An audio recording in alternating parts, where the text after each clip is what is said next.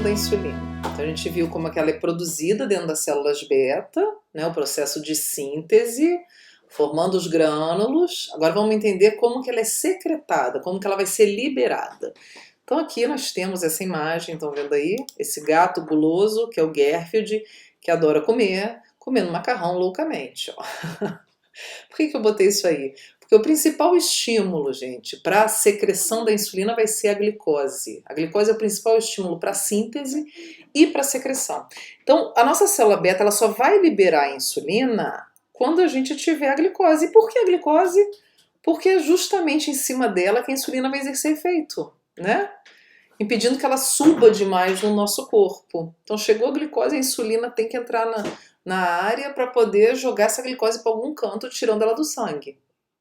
Então esse vai ser o principal estímulo. Então tudo começa a partir da alimentação.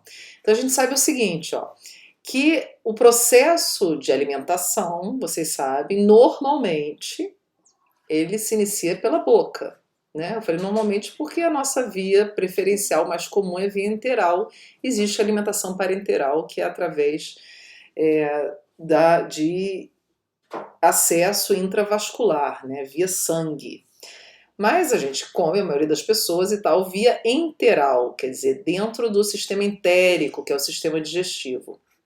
Então o processo se inicia na boca, cavidade oral, né? Depois o alimento então é mastigado, você tem a saliva sendo secretada para auxiliar no processo já de digestão do alimento que se inicia aqui também. Então você vai tendo esse alimento quebrado, né, de uma maneira macro e depois micro, molecular, né, por enzimas. Então processo macro, dentes e tal, mecânico, e depois químico, que vão ser as enzimas. Então a gente vai ter esse alimento percorrendo um tubo chamado esôfago, chegando num órgão dilatado que é o estômago, onde ele vai ser misturado com suco gástrico e tudo, ação de enzimas, né, pepsina, digestão de proteínas, e depois esse alimento é transferido para o intestino, né, que é um grande tubo, na verdade que tem dois segmentos, um fino e um grosso, e a gente vai ter depois esse material sendo eliminado. Aí ao longo do intestino a gente vai ter absorção, né? Então as enzimas, olha só, aqui ó, o pão é formado por carboidrato, portanto amido. Ele sofre ação de enzimas que quebram essas moléculas de amido em moléculas menores, e depois a gente tem a amilase, por exemplo, pancreática, que está no suco pancreático, que quebra em monômeros de glicídio, né? Então tudo em monômero, né? Uma unidade, que é a forma absorvida. Precisa ser assim, se tiver mais do que um, dois, já não absorve. Então a gente vai ter a amilase fazendo essa digestão, e a gente sabe que o amido já começa a digestão já na boca através da pitialina, né? Que é uma amilase também. As proteases digerem as proteínas, né, quebrando elas em unidades de aminoácidos, e as lipases quebram os lipídios em ácidos graxos, né, em monômero de ácido graxo. E é o monômero que é absorvido, né, gente? Então aqui o carboidrato, que é o que interessa mais pra gente, não que aminoácidos não sejam grandes estímulos para a secreção, tá? A gente vai ver que tem 3 aminoácidos que estimulam a secreção de insulina pela célula beta também. Bom, os carboidratos, né, então aqui a cadeia, ó, né, o polímero de glicose, então cada um desse é uma glicose, só que esse aqui é muito grande e não é absorvido, então a gente tem a amilase digerindo, quebrando isso em disacarídeos, em dímeros, ó, e aí depois esses disacarídeos são quebrados em monossacarídeos. E a glicose está aqui, ó, vai ser a nossa grande estimuladora da célula beta. Então ela vai ser absorvida, quer dizer, ela entra no sangue na sua forma de monômero, através de transportadores, cotransporte com o sódio, o SGLT1. Então ela vai entrar na célula junto com o sódio tem poder de difusão e faz o cotransporte da glicose. E aqui no enterócito, que é a célula do intestino delgado, essa glicose depois ela sai do enterócito, vai para o sangue através de um transportador chamado GLUT2, tá? A gente vai ver, a gente tem esse transportador, ele tem no rim e tem também na célula beta, a gente vai falar. Bom, e aí a glicose cai no sangue, e aí no momento que ela passar lá pelo pâncreas, tá? Né? Já que a gente tem, lembra, toda A drenagem venosa dos intestinos, ela vai para o fígado, inicialmente, e esse sangue, né, tanto do intestino quanto do pâncreas, todo mundo que está meio que nessa região do abdômen, ele vai para a veia porta hepática, para depois ganhar circulação. Então a gente vai ter essa glicose circulando, e quando ela passar pelo tecido pancreático, ela vai ter um transportador lá chamado GLUT2, por onde ela entra. E aí ela vai ativar o sistema de síntese e de secreção da insulina, tá? Vamos entender melhor isso aqui, ó. Olha só, fiz um esqueminha aqui para variar, que é bem minha cara, meu estilo, né?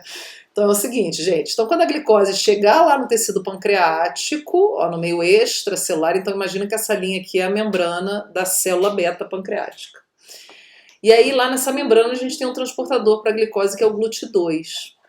Então a glicose vai entrar livremente, esse transportador está sempre expresso lá, tá? Então ela entra na célula beta. Quando ele entrar na célula beta, ela vai dar de cara com quem? Com uma enzima, que é uma hexoquinase. Lembram disso? Que é uma hexoquinase muito, assim, importante, porque ela é chamada também de glicoquinase, ela recebe até nome próprio, que é a hexoquinase 4, tá? A gente vai falar mais dela também. No fígado é essa enzima que a gente vai ter. Então essa hexoquinase, gente, ela vai converter a glicose em glicose 6-fosfato. O que é isso aqui? É o início de uma via do metabolismo celular que vocês conhecem, que é a via glicolítica, é a glicólise. Ai, meu Deus, vou arrancar o cabelo. Não, tu vai vir com esse papo de novo. Assim, só umas pitadas, tá? Nada muito estressante. Então a glicose é transformada em glicose 6-fosfato, quer dizer, é adicionado um fosfato, ó, no carbono 6, por isso que é chamado assim. E quem faz isso é a glicoquinase. Aqui no caso da célula beta, né? Que é uma hexoquinase 4. E ela recebe esse nome próprio. O que acontece, gente? Por que essa transformação vai ser importante? Ó, no momento que a glicose é convertida a glicose 6-fosfato, quer dizer, adicionado esse fosfato ao carbono 6, essa molécula ela não consegue sair da célula beta. Ela fica presa aqui dentro. E isso também diminui a concentração de glicose dentro da célula, possibilitando difusão de mais glicose para dentro da célula. Entenderam? Aí a célula absorve mais glicose ainda. Então aprisiona a molécula, ela não tem como fugir mais, porque se ela ficar na forma de glicose, ela pode fugir, ela pode sair. GLUT2 permite tráfego de glicose nos dois sentidos, tá? Então ela precisa ser convertida para ficar presa aqui dentro. E no mesmo sentido, a gente tem também uma outra vantagem, que além de aprisionar, é diminuir a concentração de glicose, que favorece a difusão de mais glicose para dentro da célula. Aí o que acontece? Aí acontece um monte de coisa, né? Olha lá, que vocês já viram em outros carnavais por aí, que é a via glicolítica. Até chegar num carinha lá, lembra? Chamado piruvato, e aí a história vai para dentro da mitocôndria, e aí a gente tem um ciclo lá, lembra? Ciclo de Krebs. E aí depois a gente tem uma coisa chamada fosforilação oxidativa, né? Lembra de tudo isso aí, ó, bem resumidinho, né? Só para lembrar. E aí a gente tem o que, gente? A produção de ATP. Olha lá. Então produz ATP de montão, né? Cada glicose 38 ATPs. E aí, cadê? E a insulina nessa história toda? Vamos lá. Então, esse aumento de ATP, ele vai atingir esse canal aqui que eu não falei, que é um canal de potássio. Esse canal de potássio, gente, é um canal diferente porque ele é sensível ao ATP. Ele não é muito chegado no ATP. Então, quando aparece ATP dentro da célula, o que acontece? Ele fecha. Então, o aumento dos níveis, o que mantém ele aberto é o ADP. Como para formar ATP a gente consome o ADP, quer dizer, a gente bota um fosfato e transforma ele, a gente, nesse processo de metabolismo, isso leva a aumento de ATP e diminuição do ADP. Quer dizer, a gente tem um aumento da relação ATP-ADP, tá? E aí, esses canais de potássio, como eles são mantidos abertos pelo ADP, e o ADP está diminuído, o que vai acontecer com eles? Eles vão fechar, tá? Então a gente chama esses canais de potássio ATP sensíveis. São esses aqui, que normalmente ficam abertos. Se ele fica aberto, o que acontece com o potássio? Gente, o potássio fica saindo, porque ele fica mais concentrado dentro da célula. Então a gente fica com um potássiozinho vazando por aqui. Quando fecha, esse potássio vai ficar preso aí dentro. Ó lá. Fechou o canal. O potássio não tem mais como sair. Potássio é positivo. O que vai acontecer? Então, potássio retido, ó, aprisionado. O potássio preso, ele é positivo, ele vai mexer com a polaridade da célula, vai produzir uma despolarização. Na realidade, ele começa a perturbar esse potencial elétrico, tornando ele menos negativo. E aí o que acontece, gente? Ele ficando menos negativo, a gente vai ter abertura de canais de voltagem independente. Canais de voltagem independente para quê? Para cálcio. Então, essa alteração da voltagem aqui, ó, vai produzir abertura dos canais de cálcio. Abriu o canal de cálcio, olha lá, o cálcio está no meio extracelular, abriu o canal, o cálcio entra, tá?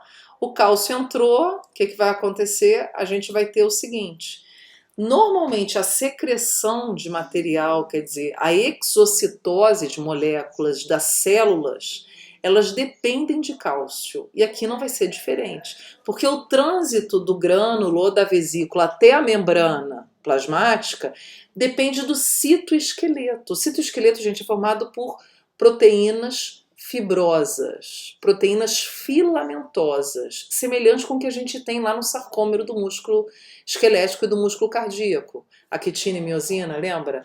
Elas colam uma na outra e desliza por conta do cálcio. A gente vai ter o esquema todinho, a estrutura de microtúbulo, que é como funciona como se fosse uma esteirazinha de supermercado, funcionando graças ao cálcio. Quer dizer, os filamentos eles vão se correlacionar um com o outro e deslizar, e esse deslizamento vai produzir o deslocamento das vesículas. Isso acontece também, por exemplo, nos neurônios, na sinapse química, é assim também, precisa do cálcio entrando. Então, o cálcio entrou, isso vai possibilitar a translocação das vesículas em direção ao quê? À membrana plasmática, e aí a gente vai ter a liberação da insulina, viva lá, fogos para insulina, a insulina vai sair, tá ok? Então o cálcio é essencial para esse processo de secreção, tá? Então a gente tem a glicose que inicia a história e a entrada do cálcio que possibilita que esse grânulo realmente seja secretado. Bom, aqui um outro desenho, ó, né? Aquele anterior eu fiz aquele esquema para a gente ir contando passo a passo. É mais fácil do que olhar uma figura dessa, mas é a mesma coisa. Então, glicose entra via GLUT2, aí vai passar pelo processo de glicólise, né? A gente tem a formação da glicose 6-fosfato a partir daquela glicoquinase que eu falei para vocês, isso é importante para aprisionar a molécula aqui e fazer com que mais glicose entre na célula, gerando gradiente. Aí a gente tem toda aquela história acontecendo, ciclo de Krebs, fosforilação oxidativa, aquele papo todo que o povo fica doido. Aí gera ATP bastante, esse ATP fecha o canal de potássio ATP sensível, tá?